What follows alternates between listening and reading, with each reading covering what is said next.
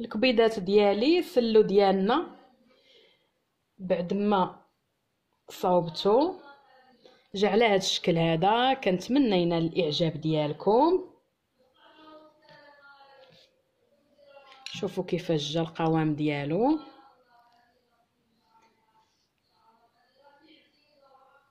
كنتمنى يعجبكم الكبيدات صحي. دابا تلقاو المكونات في صندوق الوصف بالعبار. بالنسبه اللي بغى يصاوبوا القياس ديال كيلو او كيلو ونص كيجي رائع. كنتمنى يعجبكم وعواشركم مبروكه بالصحه والسلامه وباش تمنيتو ان شاء الله. ورمضان كريم على الجميع. وكنسلم على الاصدقاء ديالي بهذه المناسبه وكنقول لهم رمضان كريم عليكم وعلى العائلات ديالكم من داخل المغرب وخارج المغرب. وكنتمناو نبقاو على تواصل دائم ان شاء الله. كنقول لهم تصوموا بالصحه وبالعافيه وبكل ما تمنيتوا ان شاء الله. وكنتشرف بالمعرفه ديالكم وشكرا على المشاهده. وما تنسوش الكبيدات اللايك واللي باقي ما اشتركش في القناه يشترك ويفعل الجرس باش اي جديد ان شاء الله يوصلكم. شكرا على المتابعه. نخليكم مع تتمه الفيديو ونتلاقاو ان شاء الله في فيديو جديد. شكرا للكبيدات وعواشر مبروكه ورمضان كريم.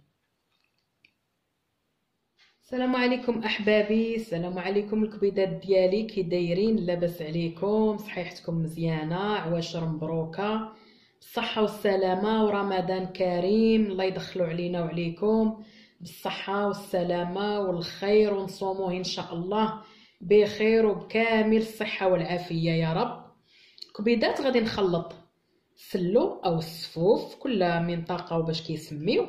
عندي في المكونات كيلو ونص ديال الدقيق، عندي كيلو ديال اللوز مفسخ مقلي في الزيت ومطحون، وعندي كيلو ديال الجنجلان حتى هو كذلك، عندي 100 غرام ديال النافع و100 غرام ديال حبة حلاوة، وعندي المسكة الحرة مدقوقة، وعندي السكر كلاصي. السكر البنات على حسب الذوق طبعا. وغادي نخلطو بالزيت عباد الشمس. اللي بغى يخلطو بالزبده كل واحد، اللي بغى يخلطو بالزيت البلديه ماشي مشكل. دابا ان شاء الله غادي نكمل هاد المكونات على بعضها وغادي نميلونجي كلشي وغادي نبدا نهبط الزيت شويه بشويه. هاد عباد الشمس البنات راه طبيعي وصحي.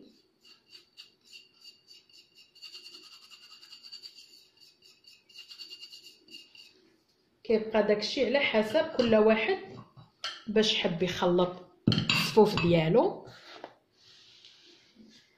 دابا ان شاء الله غادي ندوز هادشي كامل هكا بيديا يتميلونجا.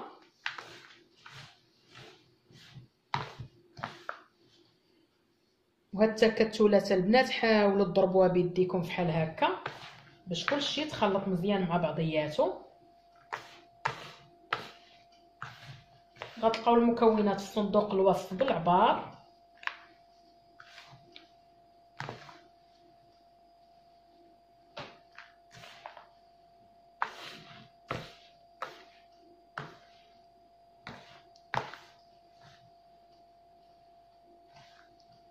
كتجي بنينه وصحيه.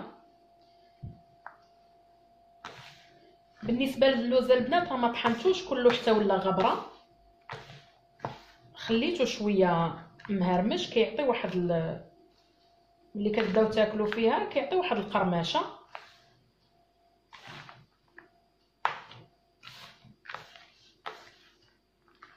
صافي دابا غادي نبدا نزيد الزيت شويه بشويه.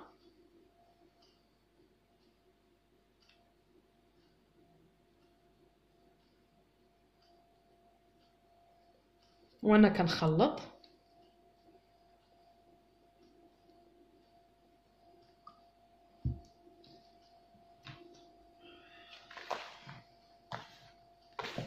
ودعكوها مزيان بيديكم هكا باش يدخل معاها الزيت كامله.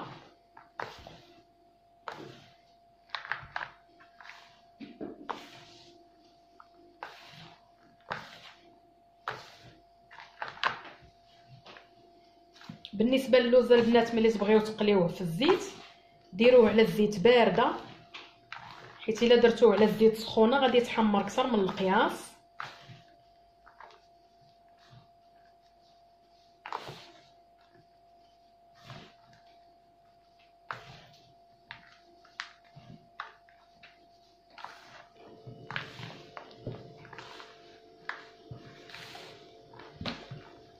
ودلكوها مزيان البنات باش كلشي يتجانس مع بعضياته. بالنسبه للبنات للكوزه انا ما درتهاش، اللي بغى يديرها يحك واحد شويه حتى هي كتعطي مذاق وصحيه. الصفوف ديالي بدات كتشرب الزيت، وكما قلت لكم داكشي على حسب الاذواق، اللي بغى يخلط بالزيت البلديه، اللي بغى يدير الزبده، كيف كيف. انا كتعجبني بعباد الشمس صحيه حتى هي. بالنسبه اللي عنده الجهاز الهضمي راه ما كتضرش، يعني مجرباها. الزيت ديال عباد الشمس راها خفيفه وصحيه. الا لاحظتوا الزيت ديالي بدات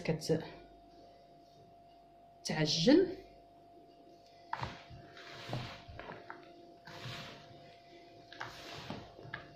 غنبقى ندلك فيها حتى تجانس مزيان.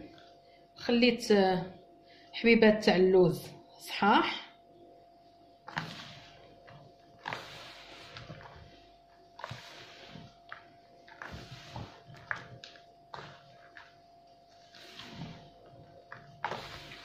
عواشركم مبروكه ورمضان كريم. تصوموا وتعاودوا ان شاء الله بالصحه وبكل متمنيات الخير.